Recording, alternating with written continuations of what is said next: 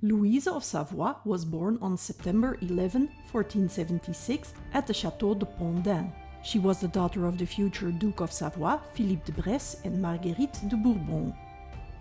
When her mother died, Louise's education was entrusted to Anne de Beaujeu, who was the daughter of King Louis XI of France. At the time, Anne de Beaujeu was regent of France. Living with Anne de Beaujeu would have a great influence on Louise's future.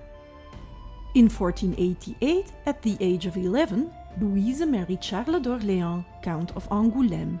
Their union would produce two children, Marguerite d'Angoulême, who married Henri II d'Albret, King of Navarre in 1527. Marguerite was the mother of Jeanne d'Albret and the grandmother of King Henri IV of France. And François, who would go on to become King François I of France. Louise's husband died when she was only 19 years old. Widowed at such a young age, Louise devoted herself to the education of her children. Louise's motto was Libris et Labiris, which translates into for books and children. Following her motto, she acted as a patron by commissioning numerous manuscripts which were used to further the education of her children. Her greatest goal became to properly prepare her son for the accession to the throne of France, because King Louis XII had no male descendants.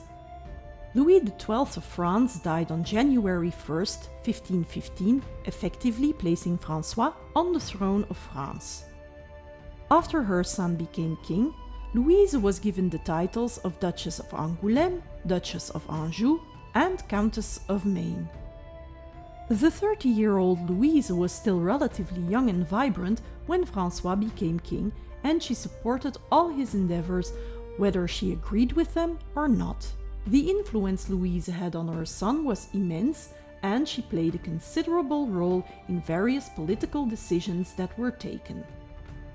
Louise became regent of France twice during her son's Italian campaigns, the first time in 1515 when he left to defeat the Swiss at the Battle of Marignan, and then again from 1525 until 1526.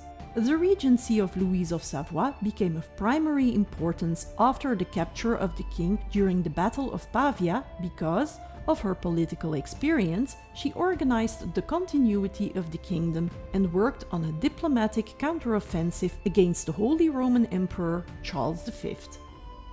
Louise negotiated alliances with King Henry VIII of England and with Suleiman the Magnificent of the Ottoman Empire, and obtained the release of King François I on February 19, 1526, by trading his freedom for the freedom of her eldest grandsons, François and Henri.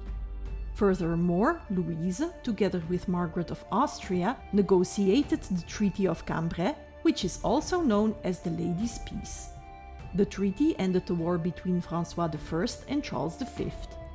With time, the treaty proved to be only a temporary truce between the two men, but it did allow for Louise's grandchildren François and Henri to be released, albeit against a substantial ransom.